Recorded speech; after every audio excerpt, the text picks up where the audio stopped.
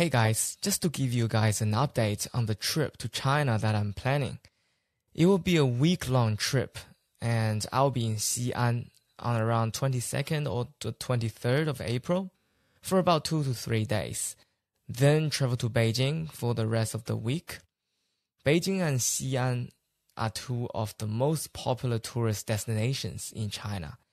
And these two cities are the most frequently mentioned favorite cities by our past guests. So if you want to travel to China, you should definitely visit these two cities. You're welcome to join me on this trip if you are interested, and I will take care of the travel route, the transport, the local tour guide, and the accommodation. And I'm sure this will be a really fun trip. You can visit ChineseTalkEase.com/trip to register your interest. Now let's start the show. This is Journey to Chinese Fluency podcast, episode number 30. Embarrassing moment, culture insights, proven methods to achieve Chinese fluency. Skip that learning curve with the Journey to Chinese Fluency podcast. Now, your host, Victor Yang. Hello everyone, Victor Yang here and welcome to Journey to Chinese Fluency. Today I am joined by Santiago Mateos. Santiago is dual Australian and British citizen. His hometown is Sydney, Australia. He has lived, studied and worked in Australia, Beijing, Shanghai, Hong Kong and Japan. Apart from English and Chinese, Santiago also speaks fluent Japanese, intermediate Spanish, and used to be able to speak French at an advanced level. Santiago is now 35 years old. He owns and manages a boutique China consultancy and digital agency, which is also incubating a tech startup. He now lives between Beijing, Shanghai, and Sydney. And here's one interesting fact about Santiago. Santiago's Chinese name is Ma Yunchi, which is very similar to Jack Ma's Chinese name, Ma Yun. The name was given to Santiago at Beijing Language and Culture University in 2009, before Alibaba had become a global powerhouse. So now let's welcome our guest, Santiago Mateos. 你好, Santiago, welcome to the show. Hi, Victor. Thanks for having me, and hello to your audience. Are you ready to share with us your journey to Chinese fluency? I am. I've actually been really looking forward to share it in the hope that the story resonates with some people and can maybe help some of them in their journey to learn Chinese and learn more about China. Great. I can't wait to hear your story. So first of all, please feel free to tell us a bit more about yourself for the introduction. Okay, so I'm 35. I live between those countries, and I guess the unique thing for me is that I actually spent a number of years growing up in Hong Kong, where I, from a very young age, had bilingual English and Mandarin classes. So for me, Asia's rise in the world and sort of learning about how it's important for my country, for Australia, to understand our neighbors across Asia.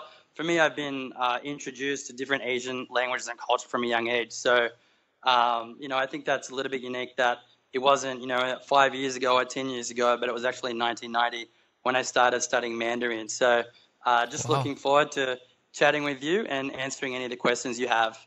So how come you were in Hong Kong at a very young age? So my stepfather was, I guess, part of the early number of foreign business people that went to China went to Hong Kong after China opened up. So he worked for an American NASDAQ financial services company looking after, I think, 10, 20 markets across Asia. And when my mom remarried with him, we went over there and she was a general manager for a bank. So that's why I was there so early, but it was definitely a bit of a culture shock for me. I was an Australian kid, having gone from a public school here with about 20 minutes of homework every night, and I was thrown into a bilingual school having to learn Chinese, and China was not necessarily so, big and well known at that time, and of course the country was, but it wasn't necessarily in everyone's psyche in the same way it is today. So for me, that was quite an interesting change, and definitely one that has sort of influenced a number of things that have happened in my life. since then. So I definitely appreciate that early learning opportunity. Definitely a great opportunity to start, be immersed in the environment when you were at a young age. Yeah, when you gave the introduction and reminded me about the French, it was a little bit depressing because I had spent so much time with the French. But likewise with Mandarin, and I guess this is something that maybe some of the audience can resonate with, is that it's something that takes time, and if you have gaps, it's quite easy to forget things. So the interesting thing for me with Mandarin was that even though I had these bilingual classes at the age of, I think, about 8 to 11 or 12, and I remember at the time reading these books published by Yale that reduced the number of characters they used in Chinese literature. So I remember that we were reading books like The Lady in the Painting at such a young age. But I actually didn't have any opportunity to study Mandarin at high school or university. So I had 15 years in between language learning experiences. So on the one hand, I was very lucky. But on the other hand, I sort of lament the fact that I had 15 years where I sort of was immersed in other things, including, for example, having Japanese and French classes at school and taking them to quite an advanced level. But I think that's sort of a unique thing where there was a 15 years gap in between learning Mandarin. We'd like to know more about your background. So after you finish learning in Hong Kong, what happened? Where did you go? So I came back to Australia because my parents thought that starting my high school in year 7 as a 13-year-old, that's the school system we have in Australia. They just thought by coming to boarding school I could make friends and get used to the Australian education system as soon as possible, if that was going to help me with graduating high school and positioning myself in the best possible way for university.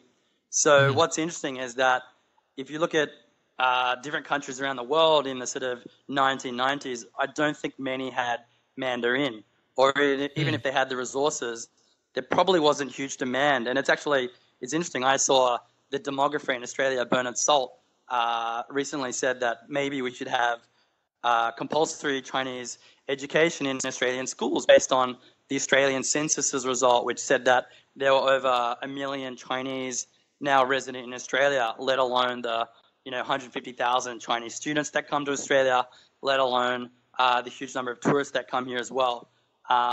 So my school had Japanese, and it had German, Indonesian, and French. And I did 4 as a 13-year-old, and then I was able to pick 2. So I picked French and Japanese. And I don't know if any of your audience have also learned Japanese, but of course the Japanese characters are derived from the Chinese ones. So the fact that I'd learned thousands of Chinese characters at a young age, and I think also by studying at a young age, being immersed in that environment, you do get exposed to a lot more and a lot faster, because a lot of the other students were, I guess, the Hong Kong Chinese who were the children of a number of the wealthiest families there that wanted their children to sort of understand Chinese and mainland China. So when I came back to Australia, I didn't have any ability to study Mandarin at school, but I did have Japanese. And I think that because I'd been exposed early, it had nothing to do with intelligence or anything like that. It was more that I just studied thousands of characters, and it was easier to pick up the Japanese kanji. And I think because of that, it was sort of a benefit, I guess, or an advantage. And then I got scholarships to study there, and then I had working experiences, and almost every job from when I started university, I was working the first year for the governor of a Japanese prefecture in the Australian rep office. And every job in my early 20s was somehow related to Japan. And I never really had to apply for many jobs. And it was only in my late 20s when I thought, hang on, China's role in the world is changing. It's developing and advancing. I had all these incredible experiences. And it wasn't just learning Mandarin. I had trips to China where I was visiting all these ancient cities. I became very interested in things like scroll paintings. And I just had incredible experiences in China. And then I was sort of almost cut off from it for a long time. And I think if you look at the Australian media, there were more and more mentions of Chinese investment in Australian resources, in agriculture. There was more discussion of Chinese markets opening up. China's consumers, tourist students. This was sort of more and more in the media. And I just thought, wow, I really want to understand how this country that's also very important to Australia is changing. And at that point, I guess in my late 20s, I just committed to trying to learn more and more and wanted to see if I could pick up this language that I hadn't studied for 15 years. So when you started in Hong Kong, did you actually start learning Cantonese or Mandarin? My parents wanted us to learn Mandarin, so we actually had Mandarin classes. But I think interestingly, years later when I started visiting China again, people would say, in China, do you speak Chinese? And I used to say, yes, I do, but I would used to refer to Guoyu, which is Taiwanese Mandarin. And I think I must have had a teacher that obviously was, I don't know if she was trying to indoctrinate us or what, but certainly that's the term I use. And I had some blank expressions when I went to China. But no, to answer your question, my parents were very keen for us to learn Mandarin. I guess the scope of Cantonese was a bit less, not that there's no benefit in doing it, but they saw the opportunity from very early on in 1990 for us to learn Mandarin, and they had other opportunities. We could have gone to, I think at the time, a lot of expat kids were going to the British school, the American school, the Swiss German, the French, but they were very adamant that, this was a really incredible opportunity. And I'm not sure that I necessarily agreed at the time because it was a lot of adjustment and shock coming from an Australian public school. But looking back at it now, I think, wow, like that was a lot of foresight for them to put me through those classes. And I'm really glad that I had that experience. And in some ways, I think part of why I tried to do work that's related to Asia is I feel as though I've had a bit of a unique experience, and I want to try to, I guess, maximize that and, to try to add value where I can in different ways. So you started in Hong Kong learning some Mandarin, and then after that you came back to Australia, and in your school you studied French and Japanese. And then later That's on, correct. Did you travel to Japan or what happened?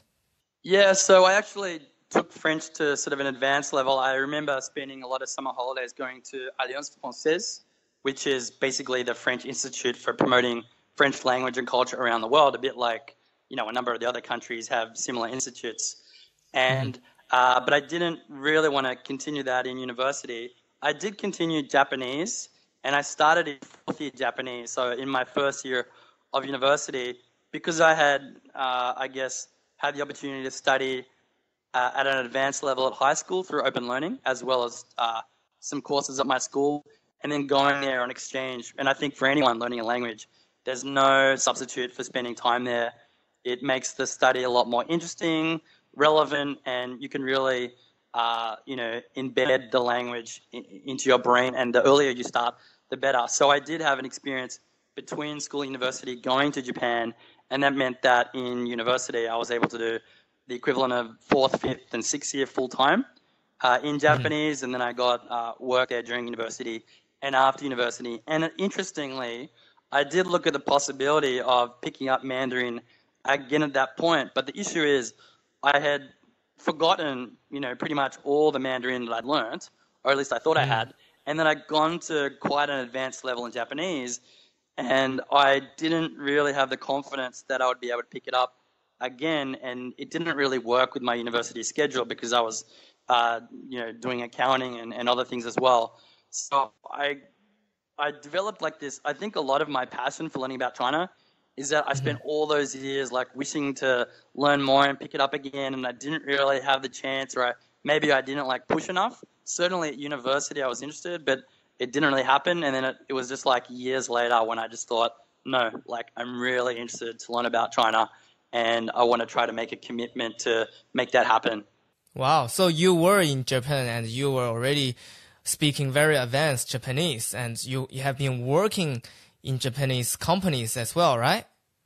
Yeah, so I think I worked for a Japanese mayor, a Japanese governor, and even, the Japanese consulate in Sydney, just in sort of, I would call like generic roles, when you're in your 20s, the sort of things that you're able to do as a generalist. That was really, really interesting. And I guess the one thing I like about government is it's a macro thing. You're trying to, in theory, you're trying to work out how you can offer things to as many stakeholders as possible. And, I had a great experience with Japan, and I had amazing host families when I lived there. But ultimately, I realized if I wanted to pick up Mandarin again, if I wanted to understand how China, how Asia were changing, I really had to find a way to spend some time in China. And I started doing that just initially by a few trips, I think in about 2009. And then from there, it's really influenced the last 10 years of my life. Wow.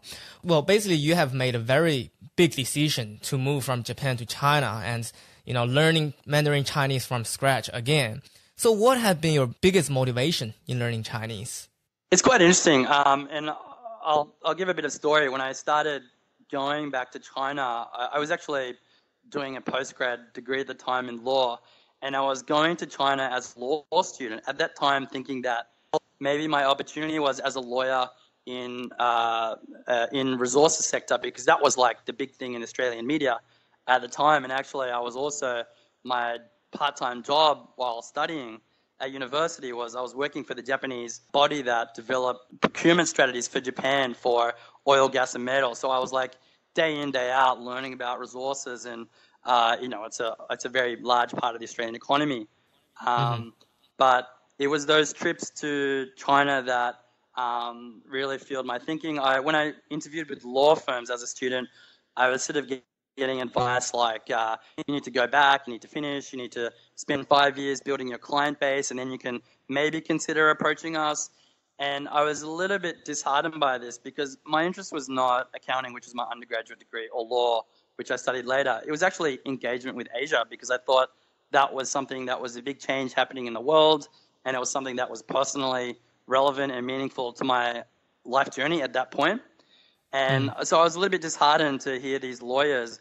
And also, of course, the other challenge with law is it's a different system in Australia and some of the Asian countries like China and Japan, which is civil law. And so I started to kind of question whether what I was learning was as mobile and transportable. And at the same time, I had a lot of friends doing very well in the digital space, setting up companies. And in the end, I've actually gone into China via the internet, via internet-based businesses. But the thing that basically became the trigger for me to commit, I wouldn't say I changed from Japan to China. I have an interest in all Asian countries because, as an Australian, I think that they're all important for our future. And, the more you learn, the more understanding and empathy you can have. And I think that's really important, whether it's business or government or nonprofit. It's all important to understand the viewpoint of the other. But the chance meeting I had in 2009 that really triggered everything for me was I was in Shanghai. I was staying with a childhood friend. I was asking him for advice. I'd just spoken to all these law firms in Beijing. I was a little bit disheartened. And he kept saying, oh, my dad would say this, or my dad would say that. And it was just the respect and reverence that he held his father. And I just thought I really wanted some mentorship or some advice or some encouragement. And, from what I've said, that for me, my bigger motivation was not money or business. It was actually just engagement with Asia. And I said, well, look, I'm going to Hong Kong after Shanghai. Do you think I'd be able to speak to your father? And at that stage, I didn't really know who he was. And I had no idea. This was just because my friend had sort of said, oh, his father had recommended this, his father had recommended that. And my friend who I'd, grown up with in Hong Kong was working in China, I think for KPMG or Ernst & Young or one of those big four. And I guessed his father was a business person because I guess most of the cohort of students there at the time were the children of business people. And to cut a long story short, I met him. I had a lot of looks at me when I walked in, and I sort of sensed that he was quite important. And it turns out that, I kind of hustled to get this opportunity. And it was just the most amazing example of just asking questions and asking people for help and getting the best advice, because that person was actually the chair of the Asia Society, Ronnie Chan, who is a very well-known Hong Kong real estate developer and billionaire. I think their family has made the largest donation ever to Harvard University. It was several $100 million US, and I think there's a medical school named after them. So it was just incredible that I just asked for help, and this person basically said to me, look, if you want to know about China, if you want to know about Asia, the opportunities you have in Australia will always be there. And so I don't mean to, say this word for word, but the key takeaway I had was that, if I really was interested in learning about China, there was no substitute for spending time there and getting first-hand experience. And, I know it's so simple, but it was really important to me to have some guidance from someone that I felt, as a business person who had interest in Hong Kong and China and had interest just outside of business as well. It became really influential. And from that point, over the next 10 years, pretty much every career decision I've made has been to learn as much as possible, to have as much understanding of the market as I can. And, I'm really thankful that he was able to give me some of his time.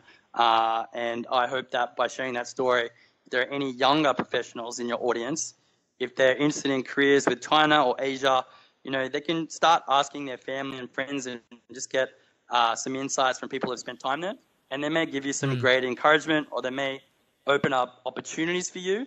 And those opportunities can give you a lot of personal satisfaction out of the type of experiences you can gain in China or across Asia.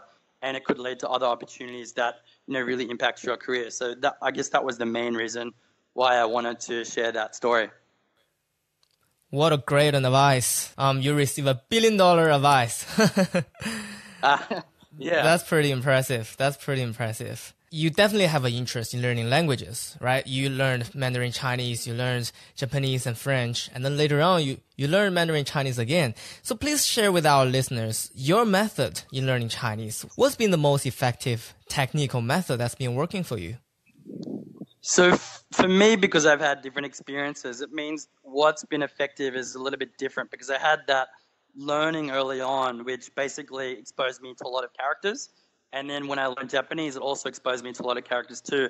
So for me, when I went to Beijing Language and Culture University in 2009, I knew that I wasn't a total beginner. So what I did is I got a private tutor and I learned the A curriculum. So I learned the beginner curriculum in 2 weeks because I really wanted to get into the immediate class. The intermediate class were basically people that had studied Mandarin full-time for 2 years. And basically, I had to work with a private tutor to learn whatever it was that would get me into that B class. So it was, I think, about 800 characters. So I didn't really have to relearn how to write them because they're very similar with Japanese. And the focus at that point, I guess, was to pass the entrance exam, and then I did that course. And then from that point, I haven't done a lot of courses. What I've tended to do that has worked well for me has been to work with private teachers at language schools and develop materials around my interests, whether they were work or just social interests.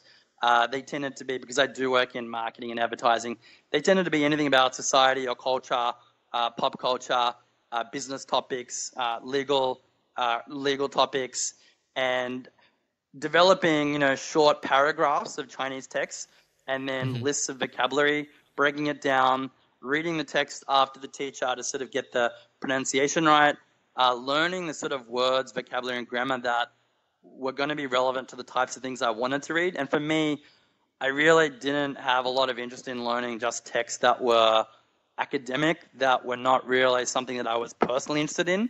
So I've had, I guess, hundreds of hours of private study with this method, and it's helped me be functional in the workforce, which is also quite important. And I know there are different ways of studying languages, and I've had discussions with teachers who don't really like it when students only learn for business or only learn to pass exams, proficiency exams. But at the same time, I think that language learners want to see progress. They want to be able to use that investment in the workforce. So they want to be able to show a company, what level they've attained, because that gives them other opportunities. And so I've sort of focused on this method of working with private tutors. We then, after reading the text and learning a list of characters and checking that my pronunciation is okay, we then just I like to just randomly talk about things and not really focus on structured study. But for me, just by talking to them and asking questions, it was sort of a way to find out about society at the same time as learn something that was, I guess, relevant to my career interests. And what I'm doing now that's just a little bit on top of that is SBS in Australia, which is one of our state broadcasters. They have a podcast in Chinese, and I've literally just the other day I thought, wow, I haven't taken any classes recently at all, but I want to be listening to more Mandarin to make sure I can keep it up. I find listening to the Mandarin podcast is good because I can listen to it on the way to work. I'm hearing native speakers speak Mandarin, and the topics, and this is really important to me, the topics are kind of interesting because they're, I guess, topics for the Chinese diaspora in Australia. So there's some local relevance, and they're quite short too, and it means I can repeat and listen to them again. Yeah, I don't think my language learning methods are the best, and it may not be relevant to everyone, because I do think structured language learning through courses and textbooks and making periodic improvements, going from one level to the next, I do think that is better if you can. And I think if you can learn from a younger age, or if you can get experience over in China as early as possible, I think that will make things a lot easier for you. But for me, I've just focused on what works and what interests me. That's a fantastic way to learn. Just always focus on what interests you. At least you won't get burned out. You'll be always interested in the language, and also you'll be able to apply those things you have learned immediately in your life, because that's what interests you, and that's how you're going to use the language, rather than learning from a textbook all those phrases and expressions, but then never be able to use it. You eventually forget it. Yeah, and I know I literally have had arguments with professors. Like when I studied Japanese, I was interested in doing the Japanese language proficiency test, and I can see, and I'm actually friends with a number of the professors still, their point of view was they didn't want to teach for students to pass exams, which is probably the better way to go. The issue is students still need jobs. We live in the real world, and these language certificates sometimes help in proving your proficiency to employers or whatever is the circumstance. So whilst I loved, doing exchange in Japan and going there and integrating and understand the culture from, I guess more profound way, because you're actually having human relationships, you're speaking to them in their language. Whilst that's great, I still need to earn a living. But I think people need to think why they're interested in doing it, because some language materials can be really boring. And I know even when I went to the Hutong Xuexiao in Shanghai, when I started picking up private courses as the first kind of language learning, several years, I think it was like 3 or 4 years between that Hong Kong trip and the BLCU course to actually when I could get work in China. I think that was about 2011, 12 when I started going to China a lot more for work. It took a couple of years for me to sort of pivot my career. And yeah, I think that at the time they introduced some textbooks, and I just thought, do I really want to study Peking opera? Do I really need it's great, and I wish I could learn all about it, but am I really going to be talking about this with my friends and with people, on the street? And I'm interested in all aspects of culture and society, but I thought what would be most productive were more sort of practical topics. And I found it really challenging to get that. And even the business books, like when they said, okay, we understand you want to study business Chinese. When we looked through the BLCU materials for business, they were so dry. They were like, how do you book a taxi? Or, they would go through how would you have a telephone conversation in Mandarin with a customer or something like that. And they were just like really outdated. They weren't really written by people in business. I work in business. I was a director in an intercompany that sold for tens of millions of dollars. I never had any conversation similar to any of those excerpts from the book.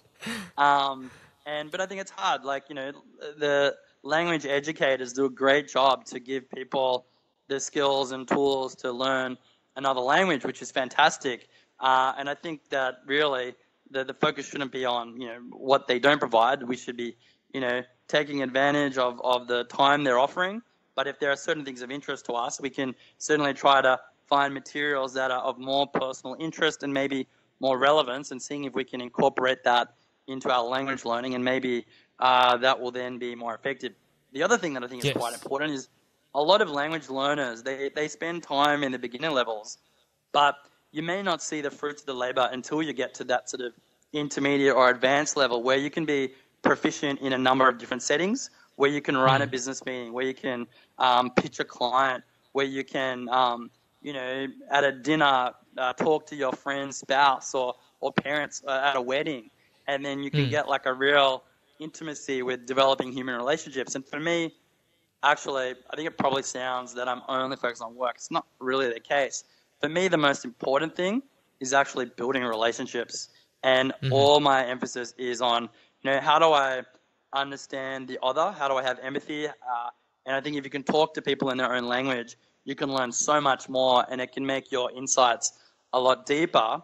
And so I think that if you can, start having friendships where you can apply what you've learned, that can be really helpful, and you can see how it can be applied into your personal life. And as you pass more levels, if you push really hard to get to the next level, it will open up the sort of avenues available to use the language. And for me, I knew that I wanted to work in Japan and in China, and I didn't necessarily want to be an English teacher, so I wanted to be in government. In Japan, I worked in government. In China, I've worked for internet companies, and I wanted to find ways to work there in those sort of in jobs that help me reach my career goals.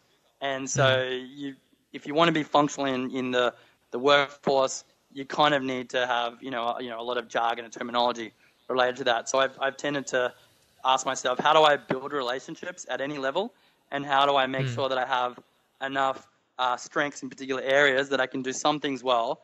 And I've made a conscious decision to kind of leave out other areas because I know I can't be good at everything. I can't, be able to write an essay about every aspect of life. I'm never going to be able to talk about philosophy or psychology at a deep level in Mandarin or probably even Japanese. So, by focusing on what's most important and where we can get the biggest improvements in performance, that's I guess that's helped me. But obviously each their own. Everyone will be different, and I hope that your audience find ways that work for them.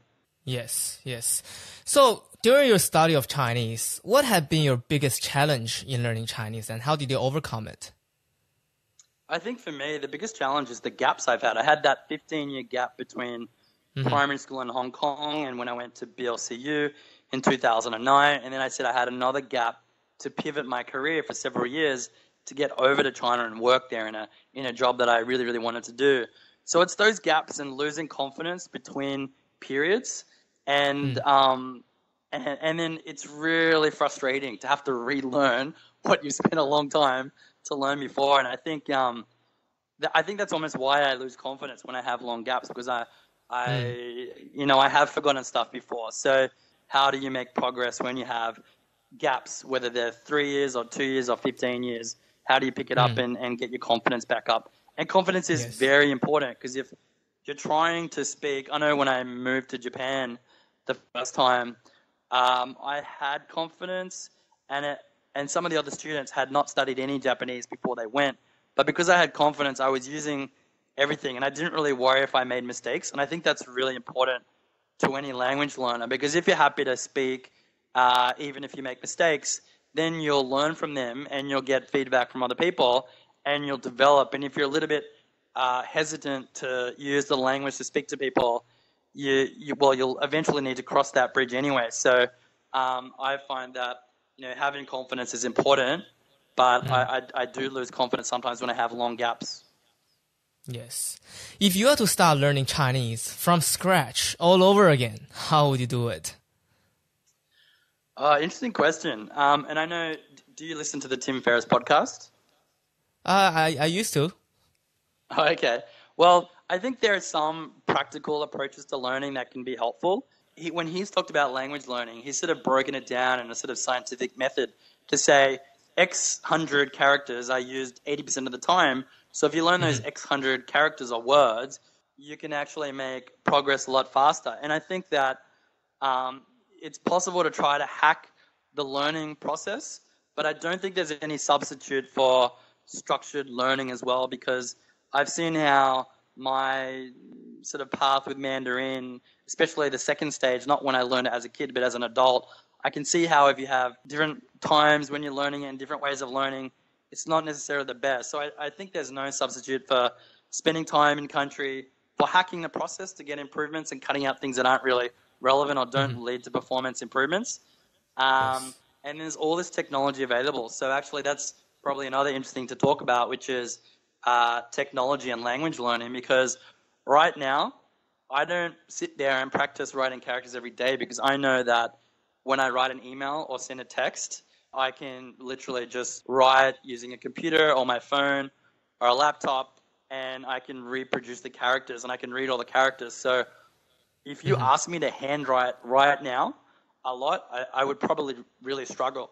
And it's because I've also made a conscious decision to use my time not to do that, because I know also that if you stop doing that, you then forget. So I've worked out that, if I do enough character practice to learn what the character means and how do you say it, then I know if I can see it and recognize it, that's enough, because it means I can read text, I can read a newspaper, or I can read a website. And also if I want to reproduce that character, I can just remember the sound and type it.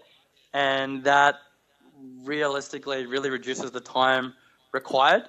So, and I noticed another thing. There are a lot of language learners that tried to learn Mandarin without learning characters. And I'm just not a big fan of this. I think that you lose so much by not spending time to learn the characters, because there's so much history, there's so many patterns you can see. If you understand radicals, you can then understand how to pronounce certain characters, you can understand the meaning of other characters.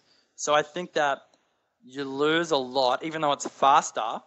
I think you lose a lot, and even if your goal isn't to be able to handwrite,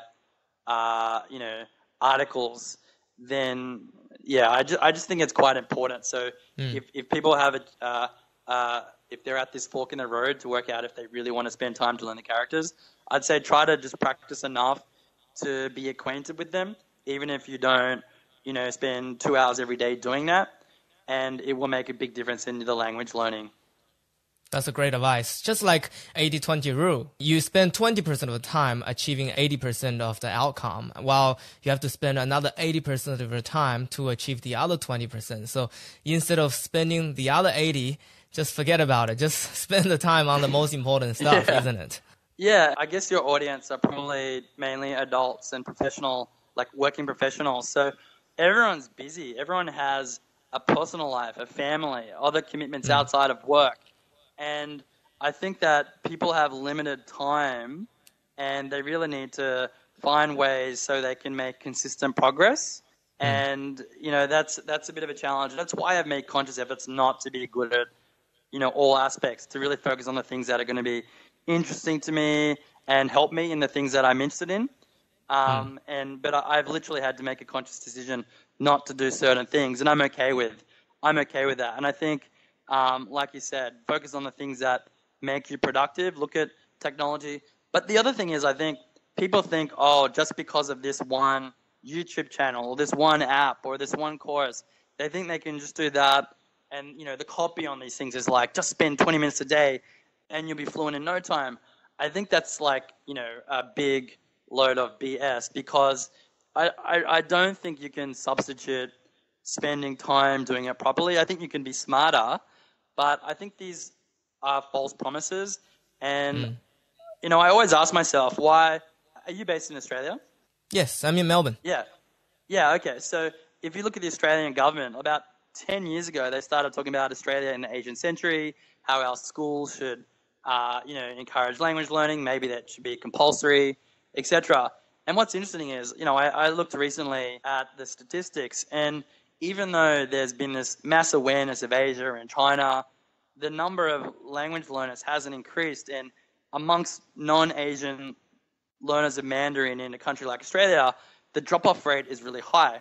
I just think that people are learning and then they don't really get to the level they expect. Maybe their expectations weren't really accurate. They don't really know how much time or effort are required. They think that it's difficult. And for me, as an Australian, I sort of think about, well, how do we get more people interested in Asia? How do we get more people have a profound sense of the different cultures and society across Asia, to sort of have more empathy? Because whatever is your profession, whatever is your perspective, it's important in a world that's changing. And I think that language learning is important, but I'm a little bit disheartened by the fact that even though we've had a lot of media talking about the importance of language learning, about how government and educators have been talking about it, how resources are there, actually when resources are provided, there's not really the demand, or the demand doesn't really carry through. So I think there are multiple issues. And yeah, I'm really surprised by the fact that even though if you look at the media commentary and sort of the general understanding and awareness of China, China market, of Asia in Australia or in the US or in Europe or wherever it is, the commentary is a lot different. It's a lot more sophisticated. There's higher levels of awareness, but I don't know that necessarily carries through to language learning. And I think that we need to sort of almost drive demand and also to help people have realistic expectations, but not to reduce them. I think actually we need to push language learners to get to higher levels faster, just because they can then leverage that and they get more benefits from, I guess, being at a higher level. And I've noticed this with a lot of language learners, whether it's Korean or Mandarin or Japanese or wherever it is, Indonesian. I think the ones that spend a little bit more time to get a little bit more proficiency, they tend to continue more. Plus, the other thing that I think is common in terms of the ones that have had careers in diplomacy or business or government or non-profits or elsewhere, the ones that have really been able to use their language skills, I do see that a lot of them have like a fundamental interest and maybe like a hobby. So, for example, when I studied Japanese, if you looked at the people in the classroom, this was like 10 years ago, person A will be interested in judo and person B will be fascinated by manga. And these kind of hobbies has helped them really continue their interest and just get that little bit better. And I just find that ones that push a little bit harder and make a little bit more improvement in their proficiency, they get more opportunities to use a language. And then it becomes like this cycle where they'll just keep going, they'll keep pushing. And I think that's hopefully that's helpful to some of your audience. Yes, thanks for that sharing. That's definitely, I totally agree with you. It's very important to keep the motivation there rather than just, we need to learn the language. The language is important. That is just not enough for people to carry through. This is also the benefit of listening to this podcast. For people who are listening to this podcast, this is definitely a great motivation for those of you. Now, please share with us a success story or most rewarding moment after you have become fluent in Chinese. The biggest thing for me was picking up the language again and sort of saying to myself, I'm committed to learning the language. I'm going to spend my whole 3-month vacation in China. This was in 2009 when I picked up the course at BLCU. And I think I would just say being able to get into that intermediate course, learning 800 characters in 2 weeks, picking it all up again with like nothing in between in those 15 years, that's been really important to me because it made me think that I can do it. It made me think that if I work hard, you can get the result. And, I've had so many amazing experiences with China. I wouldn't trade that for anything. I've had such an amazing time and some great holidays across China to all parts of China. I just think that the most rewarding things have been just taking chances, taking risks, not knowing what opportunities I'll get. It's just such an interesting time to be part of China. To go from Hong Kong in the 90s when I remember how people talked about Shenzhen at that point. I mean, Shenzhen wasn't even built. It was developing. I was sort of told it was kind of dangerous because it was not developed. And, to just see it transform into a world-class city is remarkable. And just to see Chinese economy develop, Chinese technology, to have leaders like Xiaomi, like Tencent, like Alibaba, become huge in China and then start to expand abroad, and then see how that changes people's perceptions of China. Like to just kind of witness that has been really, really interesting. So I really just find China fascinating, and I'm happy each day to continue to learn more. Yeah, definitely I guess it's a lot of rewarding moments when you just kind of like you're having this privilege to witness all these things happening in China while people who can't really understand Chinese don't really have access to this information. They can't really appreciate things like that. Also give you a lot of opportunities in life. Oh, absolutely. And those opportunities are changing all the time because of the pace of change. But again, it's just opening up so many more opportunities for people that I guess are forward thinking, that are happy to take risks. And, there's not a day goes by that you can't read something that, is exciting in a sense of new opportunities that are being developed. Because I think that there are some business people in China that only read English language information, or only read like summarized information where they have their personal assistant or their team translate stuff. And I just think that it means that you don't necessarily get the same intimate insights if you're not able to interact with people yourself or read information firsthand.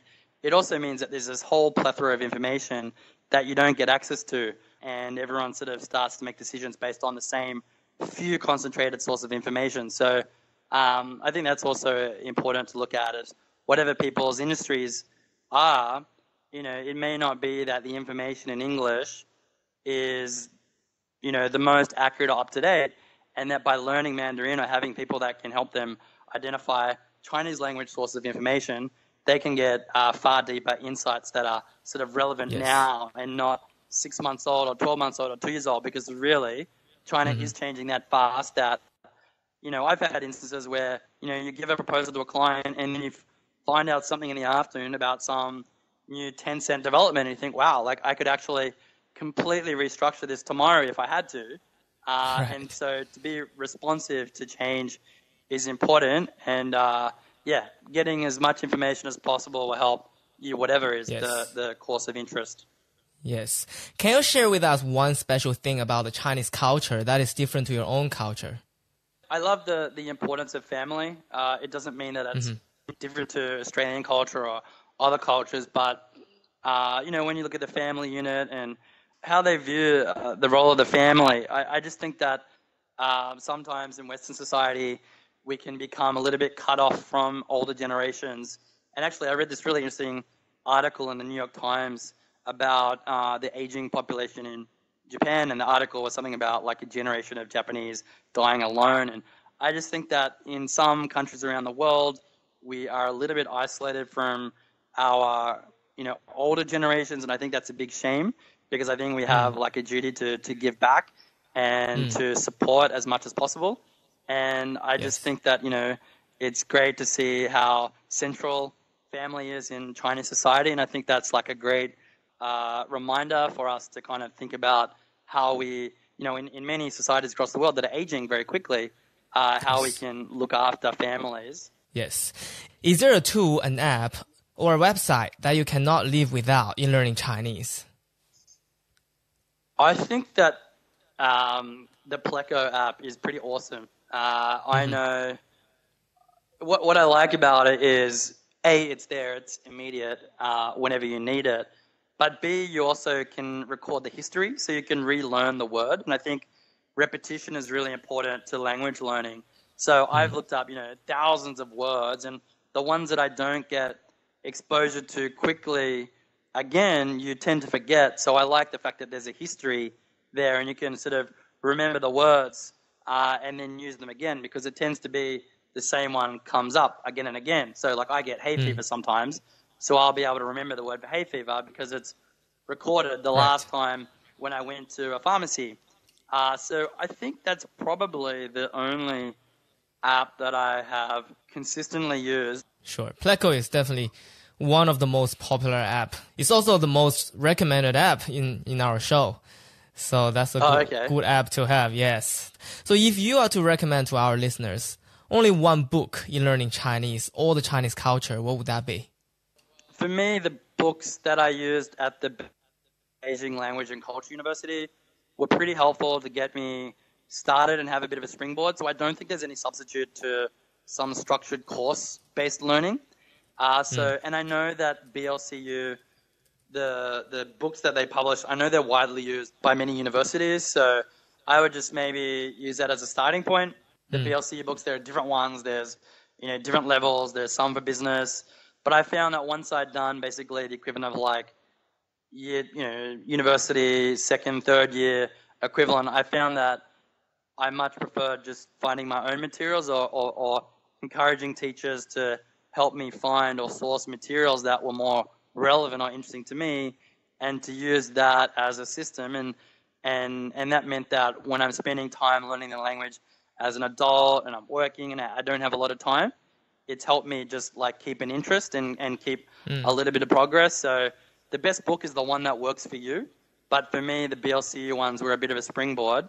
And then after that, it was just literally finding short articles that were in the areas of interest that I had, and then using that to learn grammar, vocabulary, characters, and then speaking about the topics with my teachers, getting speaking and listening practice, and then finding other ways to supplement that. Now this is your chance to teach our listeners your favorite Chinese quote, phrase, or expression. Okay, well, I don't have too many proverbs that I love, but one that springs to mind is "Ma Dao Cheng Gong," and it's the "Ma" is from horse, which is from my last name, Mateos. One of the reasons that my teacher gave me this name is because "Ma" from Mateos was the same kind of sound, and then they came up with the other characters based on a meaning, not necessarily replicating the sound. So it's an expression that I guess the literal translation would be something about bringing the horses get success. So it's something about instant success, which is a very positive way to think about the world, which is instant success. I don't think language learning necessarily relates to it. Yeah, great expression, 马到成功. This is actually very popular in Chinese.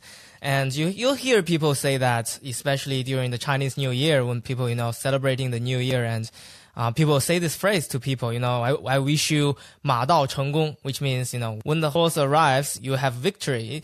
I guess this phrase kind of have the background story of in the olden days when, there's wars in China and people ride horse to go to war, and it's kind of a metaphor to say, when you ride your horse to the place where you're having the war, you get victory immediately. So I guess that's where the phrase is originated. Nowadays, it actually means, you get instant success. So that's definitely a great phrase to learn. Now, Santiago, if you are to give our listeners one single piece of parting advice, what would that be? I think at the end of the day, the world is changing, and the more we can understand the perspective of the other, to have empathy, it will help our understanding of the world, and it will help peaceful relationships and successful partnerships, etc. So I just think that empathy is such an important aspect, even in business, to have strategies that work.